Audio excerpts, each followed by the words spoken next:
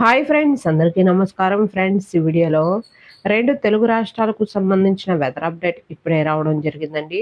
వీడియోలోకి వెళ్ళి పూర్తి వివరాలు తెలుసుకునే ముందుగా మన ఛానల్ని సబ్స్క్రైబ్ చేసుకోండి. వీడియో నచ్చితే లైక్ చేసి సపోర్ట్ చేయండి. అలాగే మీ యొక్క ఫ్రెండ్స్ అండ్ ఫ్యామిలీకి కూడా షేర్ చేయండి.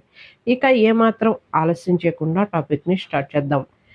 బెంగాల్ తుఫాన్గా రూపాంతరం. నేటి మధ్యాహ్నం పుదుచ్చేరి సమీపంలో తీరం దాటే అవకాశం. ప్రస్తుతం పుదుచ్చేరికి 270 కిలోమీటర్లు, చెన్నైకి 300 కిలోమీటర్ల దూరంలో కేంద్రీకృతం. దీనికి భారీ వర్ష సూచన. మత్స్యకారులు వేటకు వెళ్లకూడదని హెచ్చరికలు.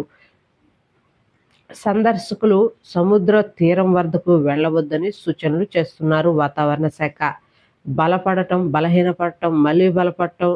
ఇలా నైరుతి బంగాళాఖాతంలో ఏర్పడిన వాయుగుండం రోజుకో కారణంగా రూపాంతరం చెంది నిన్న తుఫానుగా మారింది. తీవ్ర వాయుగుండం గమనాన్ని బట్టి మొదట తుఫానుగా మారుతుందని అంచనా వేసిన గురువారానికి బలహీనపడింది. కానీ మళ్ళీ పుంజుకుని గంటకు 13 కిలోమీటర్ల వేగంతో కదులుతూ శుక్రవారం మధ్యాహ్నం 2 గంటల 30 నిమిషాలకు ప్రాంతంలో ఫెంగల్ తుఫానుగా బలపడింది.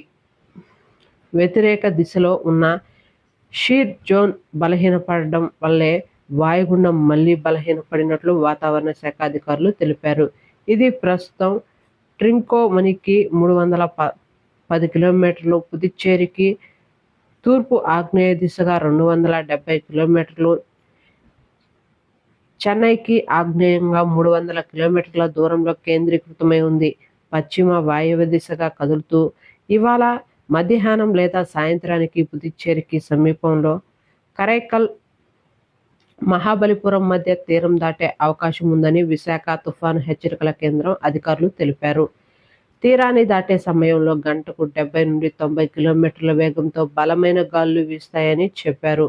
ఇవాళ అర్ధరాత్రి బలహీనపడి తీవ్ర వాయుగుండంగా మారుతుందని తెలిపారు వాతావరణ శాఖ అధికారులు. దీని ప్రభావంతో ఇవాళ, రేపు నెల్లూరు, అన్నమయ్య, తిరుపతి, చిత్తూరు జిల్లాల్లో అక్కడక్కడ అత్యంత భారీ వర్షాలు, కడప, ప్రకాశం జిల్లాల్లో భారీ నుండి అతి భారీ వర్షాలు కురుస్తాయని వాతావరణ శాఖ అధికారులు వెల్లడించారు. కోస్తా జిల్లాల్లో తేలికపాటి నుండి మోస్తరు వర్షాలు కురుస్తాయని తెలిపారు. అలాగే తుఫాను ప్రభావంతో దక్షిణ కోస్తాలో తీరం వెంబడి గంటకు 60 నుండి 80 కిలోమీటర్ల వేగంతో, ఉత్తర కోస్తాలో 40 నుండి 60 కిలోమీటర్ల వేగంతో బలమైన గాలులు వీస్తాయని, సముద్రం అల్లకల్లోలంగా ఉంటుందని అధికారులు తెలిపారు. మత్స్యకారులు డిసెంబర్ 1 వరకు వేటకు వెళ్లవద్దని సూచించారు.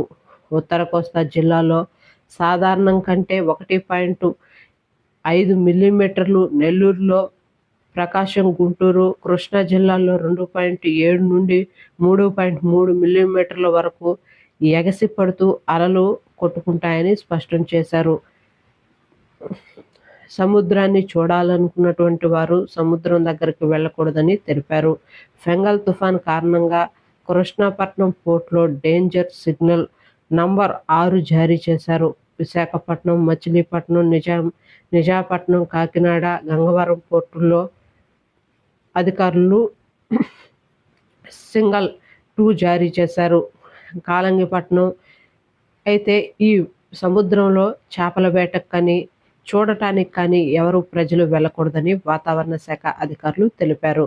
అలాగే తెలంగాణకు సంబంధించి కనుక చూసుకున్నట్లయితే తెలంగాణ రాష్ట్ర వ్యాప్తంగా బలమైన గాలులు వీచే అవకాశం ఉందని, 1-2 చోట్ల మోస్తారు నుండి చిరుజల్లులు, మరికొన్ని చోట్ల ఓ మోస్తారు వర్షాల నుండి భారీ వర్షాలు పడే అవకాశం ఉందని వాతావరణ శాఖ అధికారులు తెలిపారు. ఏది ఏమైనప్పటికీ అవసరమైతే తప్ప బయటకు వెళ్లకూడదని సూచించారు. రైతులు, గొర్రెల కాపర్లు తగు జాగ్రత్తలు తీసుకోవాలని వెల్లడించారు. ఓకే ఫ్రెండ్స్, చూసారు కదా రెండు తెలుగు రాష్ట్రాలకు సంబంధించిన వెదర్ అప్డేట్. వీడియో నచ్చితే లైక్ చేయండి, మన ఛానల్ని సబ్స్క్రైబ్ చేసుకుని ఫాలో అవుతుండండి. Thank you.